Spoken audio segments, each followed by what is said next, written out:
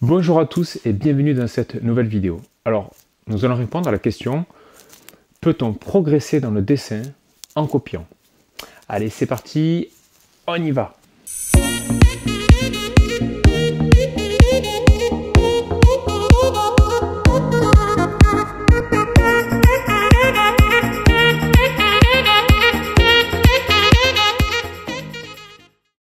Alors, à cette question, est-ce qu'une personne peut progresser dans le dessin en copiant? On ne peut pas répondre par oui ou par non, tout simplement. La réponse peut pas être aussi binaire que ça. Donc c'est pour ça qu'on va un peu détailler, on va essayer de voir un peu dans le détail, on va nuancer la réponse, parce que je pense que la réponse peut être riche. Alors déjà, on va définir tous les axes de progression possibles dans le dessin. Alors bon, j'en ai défini 8, peut-être qu'il y en a plus, en tout cas là j'en ai 8 en tête. Donc on va voir déjà, pour commencer, avant de répondre à la question, on va voir les 8 gros axes dans lesquels on peut progresser en dessinant, voilà, globalement. Alors déjà, pour commencer, nous avons les proportions. Donc c'est-à-dire que savoir dessiner, c'est savoir définir des proportions. Donc ça c'est important, respecter les proportions, c'est une aptitude qui est importante dans le dessin. Alors la deuxième aptitude, ce sont les couleurs. Donc c'est le choix des couleurs, le mélange des couleurs, voilà, l'interprétation, quand on dessine une ombre, elle est de quelle couleur, voilà, c'est tout, voilà. Donc les couleurs. Ensuite nous avons la perspective. Donc évidemment, tout ce qui est point de fuite, la ligne d'horizon, voilà. Je sais pas, on va dessiner des immeubles, ça peut être placer un personnage dans un décor, ce genre de choses. Donc la perspective, évidemment, est la troisième notion importante. En tout cas, c'est un axe de progression très importante dans le dessin. Nous avons aussi l'écriture, la gestuelle. Donc ça va être vraiment le coup de crayon, quoi. Ça va être comment dire, la touche, quoi, le geste, je sais pas, avec un crayon, la manière comment dire, de jeter le crayon sur la feuille, la vibration du trait, voilà, la touche, c'est l'écriture. Voilà, moi j'appelle ça l'écriture, voilà, parce qu'on peut réaliser techniquement un dessin, c'est-à-dire on peut avoir on peut, comment dire, exprimer de bonnes proportions, on peut exprimer de bonnes couleurs, mais c'est important aussi d'avoir une belle écriture, une écriture dynamique, voilà, qui va faire vibrer le dessin, qui va apporter la vie. Voilà. Ça, l'écriture, la gestuelle, ça c'est une notion qui est importante dans le dessin. La traduction de ce que l'on voit en 3D sur un plan 2D. Quand on dessine, voilà, c'est sur un plan 2D. Alors, l'effet 3D, il vient d'où? Alors, nous avons tous un œil gauche, un œil droit. Et bien, chaque œil va vous donner une image différente. Voilà. L'œil gauche va avoir une image A, l'œil droit une image B, et l'effet 3D, ça va être la superposition de ces deux images. Du coup, quand on va regarder dans la réalité n'importe quoi, et on va avoir une notion de 3D. Et la difficulté, c'est de rendre cet espace 3D sur un plan 2D. Voilà. Donc ça, c'est pas facile, ça demande quand même de l'expérience. Donc là, il y a quand même un travail, voilà, pour retranscrire ce que l'on voit sur un plan, comment dire, dans une réalité en 3D, pour l'amener sur un plan 2D. Une autre aptitude est de combiner de nouvelles formes. Donc c'est-à-dire là, c'est la création, c'est-à-dire c'est l'agencement de nouvelles formes qui va faire exploser la créativité. Je sais pas, ça peut être dans des caricatures, ça peut être une manière de dessiner des personnages. Donc en fait, finalement, ça va être un peu dans le style. Enfin, c'est en quelque sorte le style, c'est-à-dire voilà, une personne va avoir un style un peu anguleux, d'autres dessinateurs auront un style rond. Donc en fait, c'est la combinaison des formes aussi. Donc ça, c'est une aptitude donc pour arriver à de nouvelles combinaisons de formes.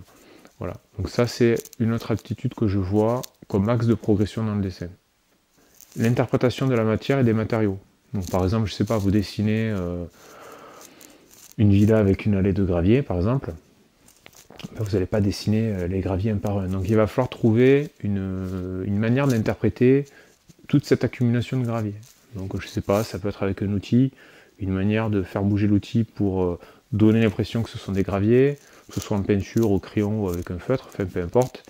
Ou quand vous dessinez l'eau, eh bien, à moins de dessiner les vagues au pinceau 3 poils, parfois il va falloir trouver une méthode, il va falloir trouver une interprétation, une traduction picturale pour retranscrire vos vagues dans un dessin. Voilà. Dessiner de la roche, par exemple, quand on dessine des falaises, si vous dessinez un décor un peu lointain, vous dessinez des falaises, par exemple, eh bien, il va falloir, vous n'allez pas dessiner la roche caillou par caillou. Voilà, à un moment donné, il va falloir simplifier, et c'est cette simplification qui correspond à l'interprétation. Donc, c'est-à-dire que toutes les matières et les matériaux que vous allez dessiner, eh bien, il va falloir l'interpréter et se dire, bon, comment je peux retranscrire ce que je vois comme matière, comme matériau, de sorte à ce qu'on puisse le reconnaître. Donc c'est vraiment une forme de... c'est une traduction. C'est un peu comme on va exprimer... Le dessin, c'est un langage. Voilà, c'est un langage qui a ses codes. Et donc il va falloir trouver une manière d'exprimer chaque matière, chaque matériau, de sorte à ce qu'on puisse le reconnaître. Sans le dessiner dans l'exactitude. Voilà. Donc ça, c'est quand même une grosse aptitude aussi. Et le dernier axe de progression que je vois, ce sont les ombres et les lumières. Donc ça va être la capacité à gérer ces ombres propres, les ombres portées, voilà, les effets de lumière, les reflets, ce genre de choses. Donc voilà, ça c'est, on va dire, la 8e aptitude, en tout cas que je note aujourd'hui comme axe de progression dans le dessin. Alors maintenant que nous avons défini, donc ça c'était important de définir ces 8 axes, donc maintenant on va voir on va pouvoir répondre à cette question. Maintenant qu'on a défini ça, on va pouvoir répondre à la question, est-ce qu'on peut progresser dans le dessin en copiant? Voilà, maintenant qu'on a défini les 8 axes de progression, et bien là on va répondre à la question, est-ce que quelqu'un peut progresser en copiant un personnage de manga? Alors, je vais répondre en tout cas à cette question sous la forme d'un tableau. Alors, pour le manga, effectivement, quand on copie un personnage de manga, j'ai pris cet exemple, parce que bon, je ne pouvais pas tout prendre non plus, donc, mais c'était pour simplifier, voilà, pour un personnage de manga, je pense que une personne peut progresser en ce qui concerne les proportions. Parce qu'évidemment, quand on copie n'importe quoi, il va falloir respecter les proportions. Donc oui, forcément, ça va faire travailler la notion de proportion. Alors, pour la couleur, la perspective et tout le reste, j'ai mis non. Pourquoi? Parce que, bon, pour la couleur, j'ai envie de dire, on est plus proche là d'un coloriage. Alors je parle pour un manga simplifié dans le sens un peu de style cel shading, c'est-à-dire avec 2 couleurs de peau, l'ombre, le côté lumière, voilà, clair, obscur, voilà, le côté clair, le côté foncé. C'est sûr, si le personnage il a un t-shirt jaune avec une ombre un peu orange, voilà, bon, ça fait pas travailler les couleurs, hein, on s'entend, c'est par rapport à ça. Voilà, la perspective, ça fait pas travailler la perspective.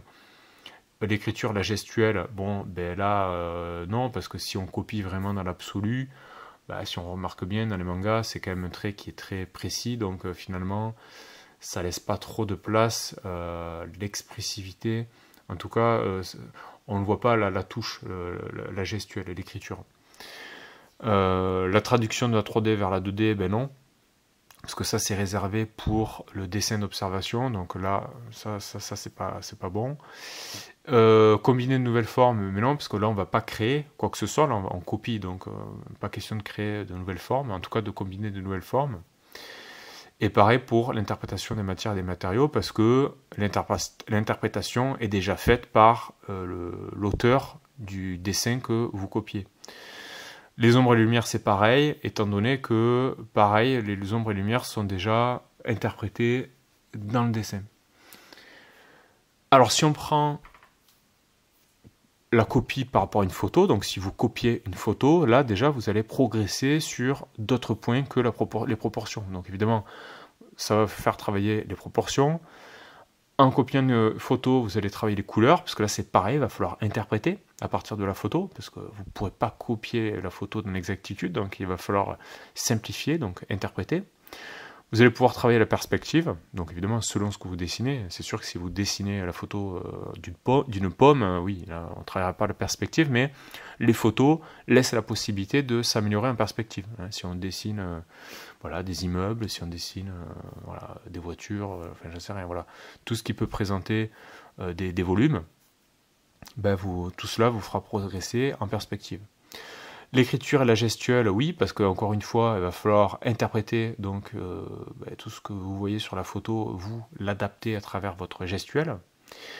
La traduction de la 3D vers la 2D, ben non, là, vous ne pourrez pas progresser sur cet axe-là, parce que quand vous copiez une photo, la photo est déjà sur un plan 2D. Donc en fait, vous copiez un plan 2D pour le retranscrire sur un plan 2D. Donc en fait, si vous voulez, le travail est déjà fait à ce niveau-là. Combiner de nouvelles formes, non, là vous ne progresserez pas par rapport à ça. L'interprétation de la matière des matériaux, oui, parce que par exemple, encore une fois, comme je disais tout à l'heure, si vous dessinez un tronc d'arbre, ben, comme vous n'allez pas dessiner chaque écorce, ben, il va falloir trouver des solutions pour interpréter ce que vous voyez et le retranscrire dans votre dessin. Les ombres et les lumières, oui, parce que là c'est pareil, il va falloir interpréter ce que vous voyez, et donc ça va vous faire travailler, en tout cas, va falloir réfléchir, donc, en tout cas sur la photo, comment sont placées les ombres, voilà, vous c'est pareil, les exprimer sur votre dessin. Alors dans le dessin d'observation, là, on va cocher en plus la traduction de la 3D vers la 2D. Donc, effectivement, quand vous voyez une scène dans la réalité, comme vous la voyez avec votre œil gauche et votre œil droit, qui délivrent chacun une image, voilà, le cerveau va délivrer une image pour chacun des deux yeux, et du coup ça va donner cet effet de 3D, parce que ça va être un mix des deux images. Donc là, effectivement, la difficulté réside de transformer une image 3D en tout cas sur un plan 2D, voilà, si vous dessinez sur une feuille. Voilà. Et le dessin d'imagination permet de progresser sur tous les axes, parce que le dessin d'imagination, évidemment, quand on va créer des personnages, quand on va créer des environnements, et bien là, il va falloir combiner des formes, enfin, il va falloir générer des nouvelles combinaisons. Voilà, c'est ce qui va faire en fait votre style. Voilà. Donc, c'est-à-dire, c'est les proportions entre les formes, ce genre de choses. Tout ça, ça va. Voilà, le dessin d'imagination vous fera progresser sur tout l'ensemble des axes de progression dans le dessin. Voilà, j'espère que cette vidéo vous a plu, vous a parlé. Donc, comme vous avez vu, la réponse n'est pas si binaire que ça, donc ça dépend. Donc c'est pour ça que j'ai choisi de découper sous forme d'un tableau, d'avoir en face de chaque aptitude, en fonction de si on copie, si on dessine d'imagination, voir où on progresse en fonction de ce que l'on choisit. Donc évidemment, on peut dire en tout cas, oui, on progresse en copiant, mais on progresse, ça dépend dans quoi en fait, ça dépend dans quelle aptitude. Voilà, cette vidéo est à présent terminée, et je vous dis à très très bientôt, ciao ciao ciao.